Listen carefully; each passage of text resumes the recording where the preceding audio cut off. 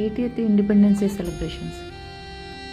But ఆలోచిస్తే ఏమనిపిస్తుందంటే, ఈ వేదభూమి కొందరు ఈర్ష్య, స్వార్థపూరిత ఆలోచనల వల్ల బ్రిటిష్ వారు అడ్డదారిలో ఈ పుణ్యభూమిని ఆక్రమించే అవకాశం ఇస్తే, అడ్డగోలుగా ఈ దేశాన్ని కొల్లగొడుతుంటే, అల్లూరి లాంటి వారు ఎందరో అనితర సాధ్యమైన పోరాటాలతో, ప్రాణత్యాగాలతో స్వతంత్రం ఇచ్చేది కాదు మనం తీసుకునేది అని నేతాజీ నరనరాన స్వతంత్రకాంక్ష నింపితే, ఆయన జాడ తెలియని దుస్థితి ఎందుకంటారు? ఇది ఎవరి పాపం అంటారు? ఇంకా మనం ఈ 80 years స్వతంత్ర భారతాన్ని ఏం చేస్తున్నాం?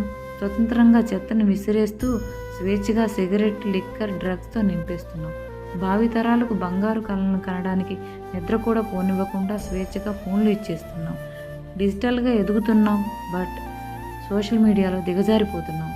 ఆదిలో ఏ కారణం వల్ల మనం స్వతంత్రం పోగొట్టుకున్నామో మళ్ళీ అవే విద్వేషాలు రెచ్చగొడుతున్న కొందరి స్వార్థ ఆలోచనలతో మళ్ళీ ఈ దేశ యువతని నిర్వీర్యం చేస్తూ భావి భారతాన్ని శూన్యంగా మార్చాలని కొన్ని దేశాలు ఇప్పటికీ మన దేశాన్ని తాము కంట్రోల్ చేయాలని ప్రయత్నిస్తున్నాయంటే నమ్ముతారా?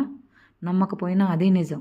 బ్రిటిష్ వారు ఆజాదు హిందూ పోరు పడలేక 80 ఏళ్ల నాడు అర్ధరాత్రి స్వతంత్రం ఇస్తున్నామంటూ ప్రకటించి వెళ్ళిపోతే, మరి ఈనాడు మన దేశాన్ని పట్టి పీడిస్తున్న ఎన్నో మహమ్మారులను తరమాలంటే అప్పటిలాంటి నిస్వార్థంగా దేశ భవిత కోసం పోరాడే యువత ఎక్కడా?